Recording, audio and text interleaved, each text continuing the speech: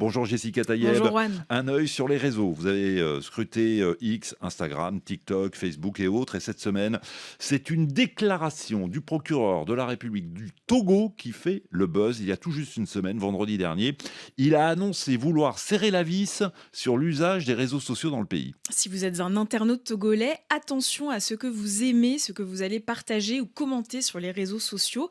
À partir de maintenant, vos clics peuvent vous coûter cher. Un simple like peut être passible de sanctions judiciaires. Seulement voilà, dans son point presse de la semaine dernière, Talaka Mawama, le procureur de la République du Togo, n'a pas détaillé le type de publication concernée. Il s'est contenté de mettre en garde les internautes contre des contenus illicites et une utilisation anarchique des réseaux sociaux sans plus de précision.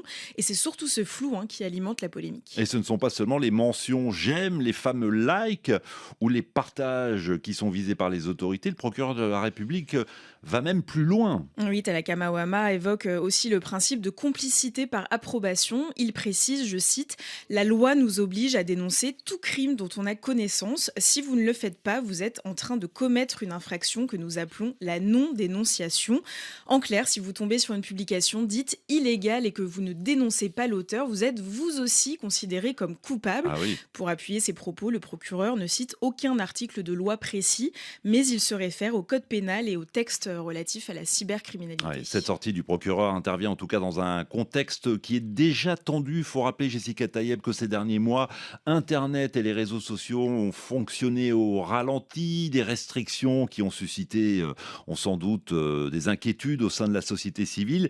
Et le réseau venait tout juste à peine d'être totalement rétabli à travers le pays lorsque les autorités ont donc décidé de durcir le ton. Du coup, Jessica, depuis maintenant une semaine, nombreux sont les internautes qui dénoncent un nouveau recul de la liberté d'expression. Je vous partage quelques commentaires lus sur Facebook et TikTok.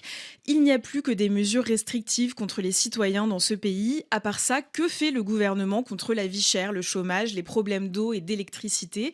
Un autre internaute qui conseille « La jeunesse africaine est une richesse. Au lieu de pénaliser ses moyens d'expression, il serait plus sage de l'écouter et de mieux l'encadrer. » Et celui-ci, si l'on applique ces lois, il faudra construire une prison pour des millions de personnes, car tout le monde like, partage et commente des publications qui peuvent parfois déplaire aux autorités. En tout cas, comme à chaque fois sur les réseaux sociaux, comme à chaque fois qu'il y a débat, il y a des internautes qui, eux, approuvent ces mesures. Ils sont même très enthousiastes, je cite « Merci, trop c'est trop, il était temps que les autorités réagissent. Il y a un désordre terrible sur les réseaux sociaux, celui-ci qui propose de voir les choses autrement. Arrêtons de dramatiser ces nouvelles mesures, suivons la loi et sensibilisons nos proches à ne pas insulter les autres sur les réseaux. » Et je termine